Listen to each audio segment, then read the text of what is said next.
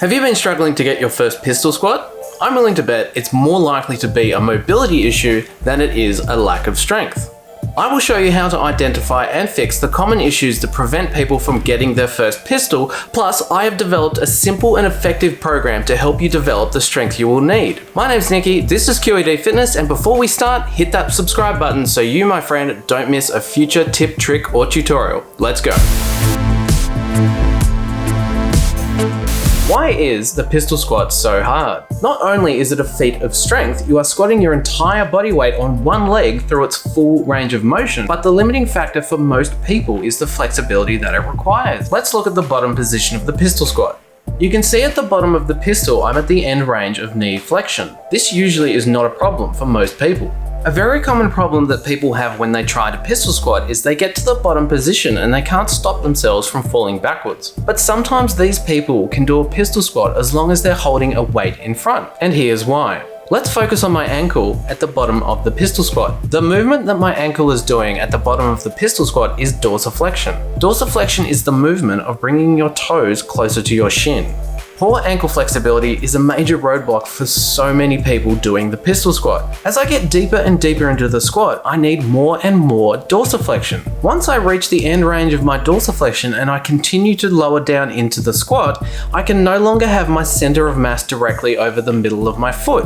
This means I will fall backwards. So this explains why people can do a front-loaded pistol squat, because it is counterbalancing my center of mass. So, how do we improve dorsiflexion? First, we need to identify what is causing the lack of ankle mobility in the first place. It is likely one of two things. To find out the answer, we will do a simple test. To perform this test, make a fist with your thumb extended. Place your fist on the ground with your thumb touching the wall. Then, place your foot flat on the floor with your toe touching your fist. The goal is to try and touch your kneecap to the wall without lifting your heel off the ground. You must make sure that your heel stays in contact with the ground at all times. If you cannot touch the wall with your knee, you're likely feeling it in one of two places. The first is at the front of the ankle.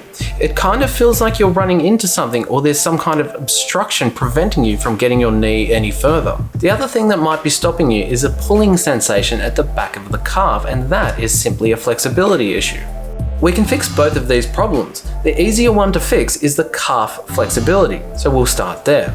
First, let's cover the anatomy of the calf. The two calf muscles that we are going to focus on are the gastrocnemius and the soleus, and they make up the triceps surae. Yes, you have triceps in your legs. The gastrocnemius is the large outer muscle that crosses both the knee and the ankle. The soleus is underneath, and the important thing to note is that it only crosses the ankle.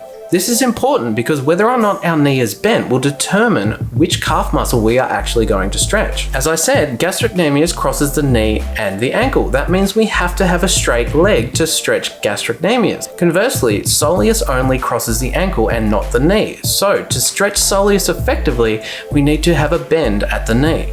Clearly, at the bottom of the pistol squat, we need flexibility in our calf when our knee is bent.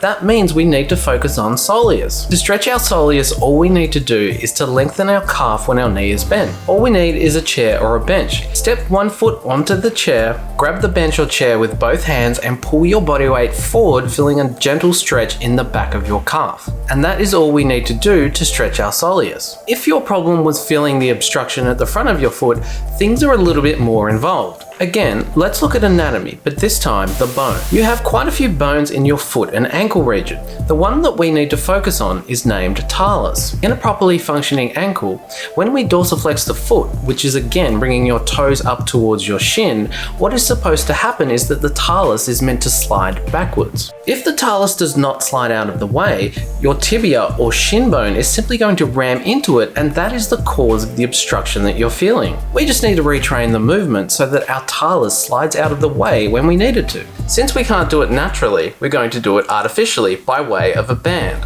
This will let our body know what is supposed to happen as we dorsiflex the foot, and over time this will become natural.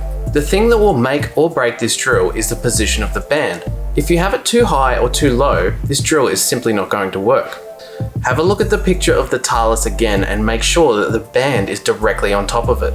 If you do not have access to a band, you can still do this drill. Instead of a band, you're just going to use your thumbs. Once the talus is pinned down, we are going to do the same movement as the last drill, driving your knee forwards and backwards. We need a lot of reps here for our body to catch on what's supposed to happen when we do this movement. There are no rep targets with this. Just spend 2 minutes driving your knee in the direction of your big toe backwards and forwards so your body gets a chance to become familiar with the movement you want it to do. Now we are onto the strengthening portion of the program. At this point, I could show you all kinds of weird and wonderful exercises, but the thing is that we only need 2. The first is the touchdown squat. The touchdown squat is the perfect way to build up to the pistol because it's scalable and measurable, plus it puts all the same demands on your body that a regular pistol squat does.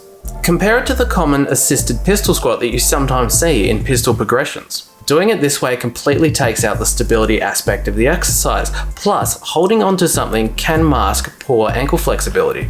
To perform a touchdown squat, you begin standing with one foot on a raised platform. The reason why it's called a touchdown squat is because we are trying to touch our other foot on the ground by performing a squat.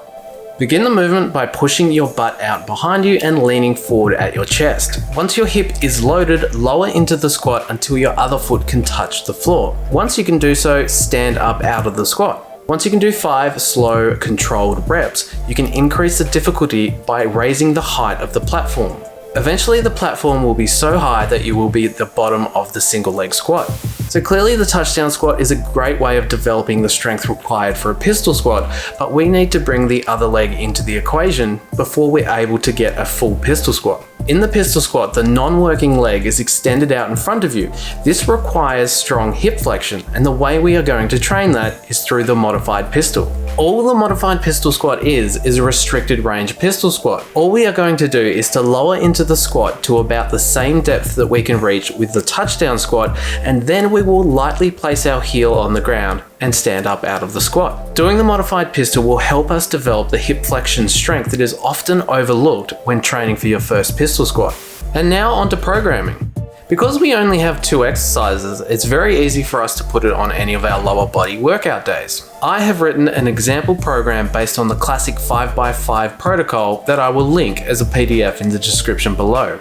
And that's it. 2 exercises are all you need once you address the underlying mobility issues that were stopping you from getting your first pistol squat. Let me know in the comments if this has helped you get your first pistol squat, and if you have a video, post it on any social platform, tag me in it because I would love to see it. Subscribe to the channel so you don't miss any more videos like this. My name's Nicky, this is QED Fitness, and I'll catch you next time.